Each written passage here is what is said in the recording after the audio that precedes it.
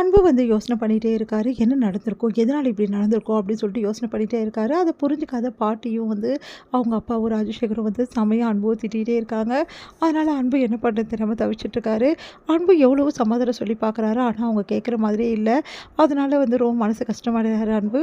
எங்க வந்து கண்மணி வீட்ல அவங்க ஃப்ரெண்டு வந்து சூப்பரா பிரியாணி செஞ்சு அசத்துறாங்க. அந்த பிரியாணி சாப்பிட்டுட்டு செமையா இருக்கு அப்படின்னு சொல்லிட்டு எல்லாருமே பாராட்டுறாங்க. சரி நீ தான் சூப்பரா பிரியாணி பண்றியே, நம்ம ஒரு மிட்நைட் பிரியாணி கடை ஆரம்பிச்சிடலாம் அப்படின்னு சொல்லிட்டு கண்மணி சொல்றாங்க. நிஜமாவா கண்மணி? நம்மளால பண்ண முடியுமா? கண்டிப்பா பண்ண முடியும். நம்ம ஆரம்பிச்சே தீரணும். மிட்நைட் பிரியாணி கடைய சூப்பரா டெவலப் பண்றது தான் இனிமேட்டு நம்ம வேலை. நம்ம வெறும் இடியாப்பம் இனிமேட்டு வைக்க போறதில்ல. பிரியாணி கடையும் இனிமேட்டு நம்ம நடத்த போறோம் அப்படி சொல்லிட்டு சொல்றாங்க கண்மணி. எல்லாரும் ரொம்ப சந்தோஷம் அடைகிறாங்க. இப்போ கண்மணி என்ன பண்ணுறாங்க, எல்லார்கிட்டயும் போயிட்டு பிரியாணி பற்றி விஷயங்கள் எல்லாமே வந்து சொல்கிறாங்க. இந்த மாதிரி கடை வரப்போகுது, நீங்கள் வந்துடுங்க சாப்பிட்றதுக்கு, வந்து வாங்குங்க அப்படி சொல்லிட்டு எல்லார்கிட்டையும் சொல்லிட்டு வராங்க. ரொம்ப சந்தோஷமாக அதுக்கு தேவையான பொருட்கள் எல்லாமே வாங்கி பின்டைம் பிரியாணி கடைக்கு தேவையான பொருள் எல்லாமே பக்காவாக வாங்கி நடத்துறதுக்காக ஏற்பாடு எல்லாமே பண்ணிகிட்ருக்காங்க கண்மணி. எங்கே வந்து அன்பு யோசனையாக இருக்காரு. அப்போ வந்து அந்த ஷெஃப் வந்து வராரு. சார் என்னாச்சு சார்? எவ்வளோ சொன்னாலும் மேடம் கேட்க மாட்டேங்கிறாங்களே, இப்போ என்ன சார் பண்ணுறது அப்படின்னோடனே, சரி அதெல்லாம் போட்டோம். ஆல்ரெடி வந்து நான் வந்து டேஸ்ட் பண்ணதுக்கு வந்தேன்ல, அதுக்கு முன்னாடி யாராவது அந்த ரூமுக்கு டேஸ்ட் பண்ண வந்தாங்களா அப்படி சொல்லி சொன்னோன்னே, சார் அது வந்து சொல்லுங்கள் என்ன நடந்ததுன்னு சொல்லிட்டு, சார் வெண்ணிலா மேடம் மட்டும் வந்து கேட்டாங்க சார், யாரோடது எதுன்னு கேட்டுட்டு, வெண்ணிலாவா? அங்கே வந்தாளா? ஆமாம் சார். எது வரைக்கும் வந்தா? சார் உள்ளே வந்து கிச்சன் வரைக்கும் வந்தாங்க சார் வெண்ணிலா. அவங்க வந்து இந்த மாதிரி பேசின்னு இருந்தாங்க சார் என்கிட்ட. எங்கே இருக்குது இதெல்லாம் யாரோடது, இந்த மாதிரி நடக்கக்கூடாது அப்படிலாம் சொல்லிட்டு இருந்தாங்க. அப்போ தான் சார் இது அன்பு சாரோடது நான் சொன்னேன். சரி அவள் ஏதாவது பண்ணாளா? இல்லை சார் அதை பற்றி எனக்கு எதுவும் தெரியாது. அப்போ எனக்கு ஃபோன் வந்துச்சு, அதனால் நான் வந்து போயிட்டேன் சார் வெளியே அப்படின்னு சொல்கிறாங்க. அதை கேட்டு பயங்கரமாக அதிர்ச்சி அடைகிறாரு. இதுக்கெல்லாம் காரணம் ஒருவேளை வெண்ணிலாவாக இருக்குமோ? அவளாக தான் இருக்கும். அவளை நல்லவன்னு சொல்லிட்டு பாட்டி தலைமையில தூக்கி வச்சுன்னு ஆடுறாங்க. அவள் இங்கே பண்ணுற வேலையெல்லாம் கொஞ்சம் கூட சரியில்லை. இப்போவே அவளுக்கு என்ன பண்ணுறப்பாரு அப்படின்னு சொல்லிட்டு டென்ஷனாக போகிறாரு.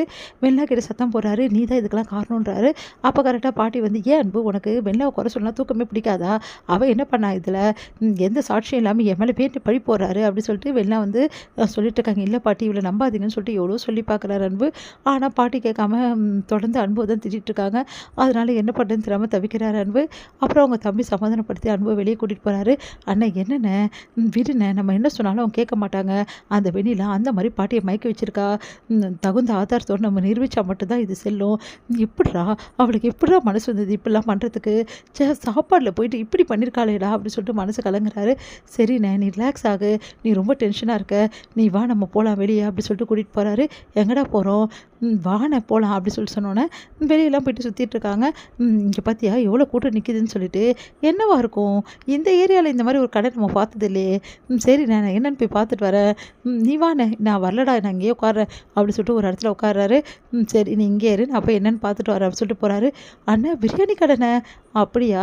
சரி 2 பிளேட் பிரியாணி வாங்கிட்டு வருவா அப்படின்னோடனே உடனே யோசிக்கிறாரு. ப்ளீஸ்ண்ணே அப்படின்னோடனே, சரி சரி வாங்க அப்படின்னோடனே இங்கே வந்து பிரியாணி கடையில் கண்மணி இருக்கிறத பார்த்து அதிர்ச்சி அடைகிறாரு. அண்ணி நீங்களா அப்படின்னோடனே, நீயா கார்த்தி அப்படின்றாங்க. எப்படி நீ திடீர்னு பிரியாணி கடையெல்லாம் போட்டிருக்கீங்க? எல்லாம் என் ஃப்ரெண்டு தேன்மொழி தான் வந்து பண்ணுறா. நான் வந்து கடை மட்டும் தான் நடத்துகிறேன். நாங்கள் 2 பேரும் சேர்ந்து இந்த பிரியாணி கடையை ஆரம்பிச்சிருக்கோம் அப்படின்னு. சூப்பர் அண்ணி, சாப்பிட்லாமா? வாங்கிக்கலாம் அப்படி சொன்னோன்னே, 2 பிளேட் கொடுங்க. 2 பிளேட்டா அப்படின்னோடனே, ஆமாம் நீ அண்ணனும் கூட வந்திருக்காரு அப்படின்னோடனே அப்படியே கம்முன்னு இருக்காங்க. என்ன நீ எதுவும் சொல்ல மாட்டேங்கிறேன்? நான் எதுவும் சொல்கிறதுக்கு இல்லை கார்த்தி அப்படின்றாங்க. 2 பிளேட் பிரியாணி வாங்கிட்டு வாண்ணே சூடாக சாப்பிட்லாம் அப்படின்னு சொல்லிட்டு கொடுக்குறாங்க. கார்த்தி வந்து பிரியாணி கொடுத்தோன்னே வாங்குறதுக்கு யோசனை பண்ணிவிட்டு சரின்னு சொல்லிட்டு வாங்கிக்கிறாரு. நம்ம அன்பு சாப்பிட்டு பார்க்குற ரொம்ப சூப்பராக இருக்குது. எப்படிடா இவ்வளோ சூப்பரான சுவையில் தராங்க?